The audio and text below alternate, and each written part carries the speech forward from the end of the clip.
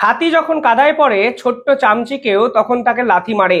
বাংলার এই পুরনো প্রবাদটা বর্তমানে মনে পড়ছে চীনকে দেখে। কিছুদিন আগে তারা আমেরিকার সঙ্গে সরাসরি ট্রেড যুদ্ধে নেমে গেছিল।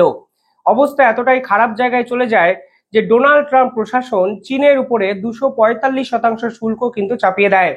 এরপর বারংবার চীন ভারতের সঙ্গে বন্ধুত্ব করতে চায়। এমনকি চীনের অ্যাম্বাসাডার সরাসরি বলে এটাই ঠিক সময় যখন ড্রাগন এবং এলিফ্যান্ট একসঙ্গে গোটা বিশ্বকে বাঁচানোর জন্য কাজ করতে পারে। অর্থাৎ চীন বুঝতে পারে আমেরিকা যেহেতু চীন থেকে দূরত্ব মেনটেন করতে শুরু করে দিয়েছে, ঠিক সেই প্রেক্ষাপটে দাঁড়িয়ে ভারতবর্ষই একমাত্র দেশ যারা বিভিন্ন ক্ষেত্রে চীনকে বাঁচাতে পারে। ভারতবর্ষের পক্ষ থেকেও পজিটিভ একটা বার্তা এসেছিল, কিন্তু পরবর্তীকালে দেখা গেল যে চীনের সঙ্গে ভারতবর্ষ সম্পর্ক বিল্ড আপ করতে চাইছে, সেই চীনই প্রতিবেশী একাধিক দেশকে উস্কে ভারতের বিপক্ষে বিভিন্ন ষড়যন্ত্রমূলক পরিকল্পনা করছে। প্রথমে তারা গেছিল শ্রীলঙ্কায়। শ্রীলঙ্কায় হাম্বান্টোটা বন্দর সরাসরি চীন দখল করে। এমনকি চীন সেখানে একটি শিপ অর্থাৎ জাহাজকে ডিপ্লয় করে দেয়। বহু ক্ষেত্রে অভিযোগ এসছে সেই জাহাজ নাকি সরাসরি ভারতীয়দের চালচলনের উপর নজরদারি চালাতো। প্রধানমন্ত্রী নরেন্দ্র মোদী গেলেন শ্রীলঙ্কায়। শ্রীলঙ্কা সরকার বলল, আমরা এর পর থেকে শ্রীলঙ্কার মাটিকে ব্যবহার করে ভারতবর্ষের বিপক্ষে কোনো ষড়যন্ত্রকে প্রশ্রয় দেব না। চীন এরপর গেল বাংলাদেশে। অর্থাৎ শ্রীলঙ্কার তাদের পরিকল্পনা সফল না হওয়ায় তারা মোহাম্মদ ইউনূসের কাছে গেলেন। আর মোহাম্মদ ইউনূস নির্লজ্জের মতো বাংলাদেশকে কার্যত শ্মশানে তুলে দিয়ে, চিতায় তুলে দিয়ে চীনের পায়ে ড্রাইভ দিয়ে দিলেন। এবার শুরু হলো একের পর এক ষড়যন্ত্রমূলক প্রক্রিয়া। মোহাম্মদ ইউনূস কি বললেন?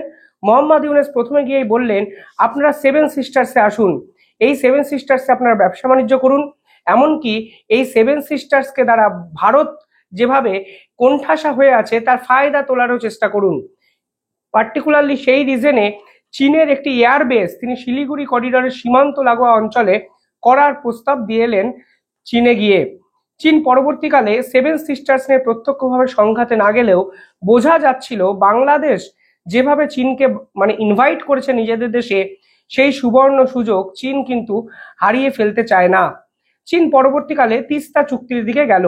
বাংলাদেশ সরকারের বর্তমান অবস্থা এতটাই খারাপ জায়গায় চলে গেছে যে তারা অফিসিয়ালি প্রেস মিট করে বলতে বাধ্য হয়েছে তিস্তা চুক্তি তখনই সম্ভব যখন ভারতবর্ষ রাজি হবে। আসলে মোহাম্মদ ইউনূস সরকার ইগোয়েস্টিক হয়ে ভারতবর্ষের বিপক্ষে কিছু পদক্ষেপ নিতে গিয়ে এখন হাতির থেকেও বড় অবস্থায় কাদার মধ্যে ফেসে গেছেন, তা কিন্তু আজকে বোঝা যাচ্ছে। আর এবার কি হলো?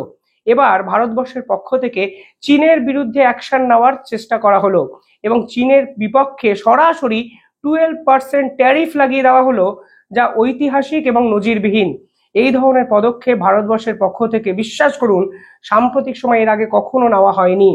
যখন চীনের উপর 245% ট্যারিফ চাপানো আছে আমেরিকার পক্ষ থেকে, যখন চীন ভারতের সঙ্গে ব্যবসা বাণিজ্য করতে চাইছে, যখন চীন ভাবছে ভারতের মার্কেটকে অ্যাক্সেস তারা নিয়ে তারা ভারতের যে মার্কেট সেই মার্কেটকে ডমিনেট করবে, যখন তারা ভাবছে এশিয়ার অন্যতম বৃহত্তম দুটি দেশ ভারত এবং বাংলাদেশ একত্রেই চীনের দখলে চলে যাবে, ঠিক সেই প্রেক্ষাপটে দাঁড়িয়ে ভারতবর্ষ চীনের উপর 12% ট্যারিফ লাগিয়ে দিল, যা নিঃসন্দেহে চমকে দিয়েছে গোটা বিশ্বকে।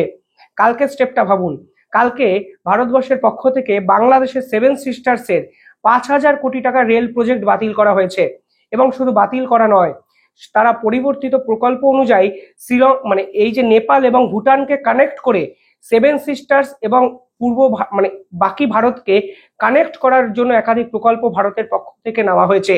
অর্থাৎ এটা পরিষ্কারভাবে বোঝা যাচ্ছে মোহাম্মদ ইউনূস যে পরিকল্পনা সেভেন সিস্টার্সকে নিয়ে করার চেষ্টা করেছিলেন, সেই পরিকল্পনা তো তার সফল হচ্ছেই না, উল্টে ভারতবর্ষ কিন্তু এবার অ্যাটাকিং মোডে ময়দানে নেমে গেছেন। ভারতবর্ষে এই মুহূর্তে আছেন আমেরিকার ভাইস প্রেসিডেন্ট জেডি ভ্যান্স। এমনকি আপনারা জানেন ভারতবর্ষ খুব সম্প্রতি আমেরিকার সঙ্গে ট্রেড ডিল এগ্রিমেন্ট সাইন করতে চলেছে। Already first phase trade deal হয়ে গেছে।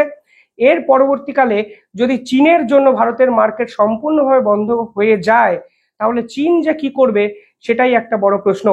কেবলমাত্র বাংলাদেশকে অবলম্বন করে চীনের বাণিজ্য, চীনের ইকোনমি বেঁচে থাকবে তো? এই প্রশ্ন কিন্তু উঠতে শুরু করেছে। আর একদম সঠিক সময় মোক্ষম চালটা দিয়ে দিয়েছে ভারত।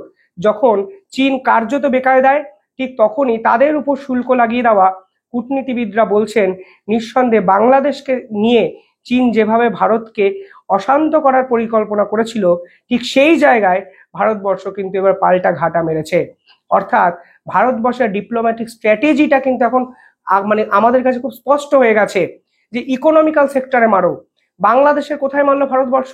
বুঝুন, সেই ইকোনমিক্যাল সেক্টরে ট্রান্সশিপমেন্ট চুক্তি বাতিল করলো ভারতবর্ষ। এর ফলে কি হলো? এর ফলে বাংলাদেশের অর্থনৈতিক পরিকাঠামো সম্পূর্ণভাবে ভেঙে পড়ার জায়গা তৈরি করলো। প্রায় 2000 কোটি টাকার বাৎসরিক লস। এরপরে ভারতবর্ষ কি করলো? রেল প্রজেক্ট বাতিল করে দিল। এই রেল প্রজেক্টে কি হতো?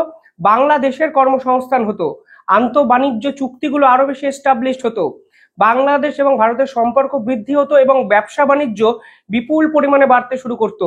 কিন্তু ভারতবর্ষ বুঝতে পেরেছিল যদি মোহাম্মদ ইউনূসের এই পার্টিকুলার সরকারের সঙ্গে ভারতবর্ষ কোনো চুক্তিতে যায় তাহলে ভারতবর্ষের বিপদ হতে পারে, এবং এই সেভেন সিস্টার্সের চীন যেভাবে আধিপত্য বিস্তার করার চেষ্টা করছে বাংলাদেশকে আঁকড়ে ধরে, তা কোনোভাবেই প্রশ্রয় দেওয়া যায় না। এবং এই ইকোনমিক্যাল সেক্টরে এবার হিট করলো ভারত, কার? চীনের। অর্থাৎ মোহাম্মদ ইউনূসের এই ষড়যন্ত্রে পা যখন দিল চীন, তখন চীনকে পাল্টা আক্রমণ করলো ভারতবর্ষ। এবং উল্লেখযোগ্যভাবে এই ঘোষণা তখনই হলো যখন আমেরিকার ভাইস প্রেসিডেন্ট জেডি ভ্যান্স প্রধানমন্ত্রী নরেন্দ্র মোদীর সঙ্গে মিটিং করলেন এবং পরবর্তীকালে ট্রেড এগ্রিমেন্ট নিয়ে তারা একাধিক কথাবার্তা বললেন এবং তারা আশা প্রকাশ করলেন যে খুব সম্প্রতি এই ট্রেড এগ্রিমেন্ট আমেরিকা এবং ভারতের মধ্যে হয়ে যাবে। অর্থাৎ এই ধরনের 12% ট্যারিফ ইম্পোজ করার পর আমেরিকার কনফিডেন্সও কিন্তু অনেকটা বেড়ে গেল ভারতের উপর। অন্তত ডোনাল্ড ট্রাম্প বুঝলেন নরেন্দ্র মোদী আর যাই হোক, এই ভারতবর্ষ আমেরিকার এই ডিপ্লোম্যাটিক পলিসিকে সম্মান করেন, তার সঙ্গে লড়াই করতে পারেন, কিন্তু কোনো অবস্থাতেই এই মুহূর্তে আমেরিকার সঙ্গে বিশ্বাসঘাতকতা করার জায়গায় ভারতবর্ষ নেই, যা নিঃসন্দেহে এক বড় চাল বলে মনে করছেন বিশেষজ্ঞরা। কালকে একাধিক রিপোর্ট এসছে, সেই রিপোর্টে বলা হয়েছে বাংলাদেশে একের পর এক ইনভেস্ট করতে চলেছিল চীন। কোথায় কোথায় ইনভেস্ট করেছিল? তার ট্রান্সপোর্টে ইনভেস্ট করেছিল, পোর্টস এরিয়াতে ইনভেস্ট করেছিল, টেলিকম অ্যান্ড ডিজিটাল ইন্ডাস্ট্রিতে ইনভেস্ট করেছিল, স্পেশাল ইকোনমিক্যাল জোন তৈরি করার জন্য বাংলাদেশে ঢালাও ইনভেস্টমেন্ট করেছিল চীন। এমনকি আপনারা শুনলে অবাক হবেন, এই মুহূর্তে বাংলাদেশ চীনের থেকে প্রায় $4 বিলিয়ন ঋণ নিয়ে রেখেছে, যা উত্তর বাড়তে শুরু করেছে। চীনের ঋণের টার্ম অ্যান্ড কন্ডিশনগুলো অত্যন্ত কঠিন। 3% সুদ, 20 বছরের চুক্তি, যা শোধ করা এশিয়ার কোনো দেশের পক্ষে এর আগে কোনোদিন সম্ভব হয়েছে নাকি আমার অন্তত জানা নেই। অর্থাৎ চীন যেভাবে বাংলাদেশকে ষড়যন্ত্র করে ফাঁসিয়ে রেখেছে, ভারতবর্ষ এই মুহূর্তে চীনকে পাল্টা দিয়ে ওই যে কাদায় পড়া হাতি, তার উপরে ফের একবার চিমটিটা কেটে দিল, যা নিঃসন্দেহে ভারতের কূটনৈতিক ক্ষেত্রে অন্যতম বড় পদক্ষেপ। কালকে চীনের পক্ষ থেকে একটি স্টেটমেন্ট দেওয়া হয়। তারা বলা হয় যে সকল দেশ আমেরিকার সঙ্গে ফ্রি ট্রেড এগ্রিমেন্ট করছে তাদেরকে একটুখানি সতর্ক থাকতে আমরা বলছি। কালকে আমি একটু স্টেটমেন্টটা দেখাতে চাই। সেখানে বলা হয়েছে, China firmly oppose any party reaching a deal at the expense of China's interest.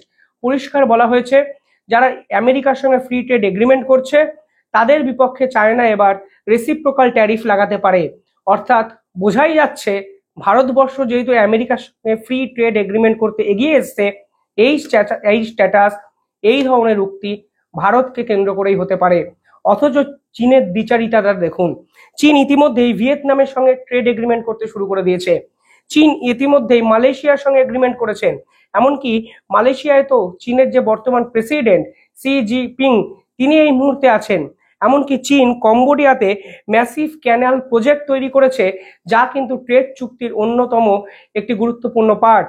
অর্থাৎ চীন যখন ফ্রি ট্রেড এগ্রিমেন্ট একের পর এক এশিয়ার দেশের সঙ্গে করছেন এবং আমাদের প্রতিবেশী দেশ বাংলাদেশকে ছলে বলে কৌশলে ব্যবহার করার চেষ্টা করছেন, তখন ভারতবর্ষ কেন আমেরিকার সঙ্গে ফ্রি ট্রেড এগ্রিমেন্ট করেছে সে বিষয়ে চাইনিজ মিডিয়া কিন্তু প্রশ্ন তুলছেন। অর্থাৎ বোঝাই যাচ্ছে আমেরিকার সঙ্গে ভারতের এই বন্ধুত্বটা কোনোভাবেই কিন্তু চীন মেনে নিতে পারছেন না, এবং ডিপ্লোম্যাটিক জায়গা থেকে মেনে নেওয়ার জায়গাও নেই। কারণ ইন্দো স্পেসিফিক যে রিজন আছে সেখানে একমাত্র চীনের আধিপত্যকে খতম করতে পারে, শেষ করতে পারে ভারতবর্ষ।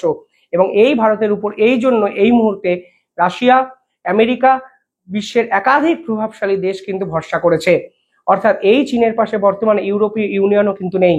সব মিলিয়ে ভারতবর্ষকে কেন্দ্র করে জিও পলিটিক্যাল সার্ফেসে সাউথ ইস্ট এশিয়ার পলিটিক্স চূড়ান্তভাবে নির্ধারিত হচ্ছে, এবং ভারতবর্ষ একের পর এক অ্যাগ্রেসিভ মুভ এই মুহূর্তে করতে শুরু করেছে। কালকে আরো একটা রিপোর্ট সামনে এসেছে যেখানে বলা হচ্ছে ভারতবর্ষ এই প্রথমবারের জন্য ন্যাফটা ডিভিশনকে গুরুত্ব দিচ্ছে, অর্থাৎ নর্থ আমেরিকান ট্রেড এগ্রিমেন্টকে গুরুত্ব দিচ্ছে, অর্থাৎ কানাডা, মেক্সিকো, আমেরিকার সঙ্গে বিভিন্ন চুক্তি করতে চাইছে ভারতবর্ষ, যেন এশিয়া আফ্রিকার পর নর্থ আমেরিকার মার্কেট ভারতবর্ষ ধরতে পারে। এই 12% ট্যারিফ কালকে লাগানো হয়েছে স্টিল ইন্ডাস্ট্রির উপর, অর্থাৎ এই স্টিল ইন্ডাস্ট্রি জিনিসপত্রের উপর 12% ইম্পোর্ট লাগানো মানে চাইনিজ স্টিল যারা ম্যানুফ্যাকচারিং ইউনিট আছে তারা যখন ভারতের মার্কেটে বিজনেস করতে চাইবে তাদেরকে 12% অতিরিক্ত শুল্ক দিতে হবে, যা ভারতের স্টিল ম্যানুফ্যাকচারাররাও কিন্তু অনেকদিন ধরে বলছিলেন। জেএসডব্লিউ স্টিল বারংবার বলেছেন চীনকে সস্তায় স্টিল বিক্রি করতে দেবেন না, কারণ এই মুহূর্তে ভারতবর্ষ কিন্তু second biggest crude steel producer. এই মার্কেট ভারতবর্ষ যেন ধরে রাখে। অর্থাৎ কোথাও না কোথাও গিয়ে চীনকে এই ধরনের পাল্টা দিয়ে দুটো বার্তা পরিষ্কার হয়ে গেছে। মেক ইন ইন্ডিয়া প্রজেক্টকে গুরুত্ব দিচ্ছে ভারতবর্ষ, আমেরিকার সঙ্গে এবং ডোনাল্ড ট্রাম্পের সঙ্গে ফ্রি ট্রেড এগ্রিমেন্টকে গুরুত্ব দিচ্ছে, পাশাপাশি বাংলাদেশের হাত ধরে যেভাবে সন্ত্রাসবাদী আক্রমণ ভারতের সীমান্তে বাড়ানোর চেষ্টা করছে চীন, তার পাল্টা অ্যাকশনেও ভারতবর্ষ এবার অত্যন্ত আক্রমণাত্মক ভূমিকা নিতে শুরু করছে। আপনারা কি ভাবছেন কমেন্টে জানাবেন।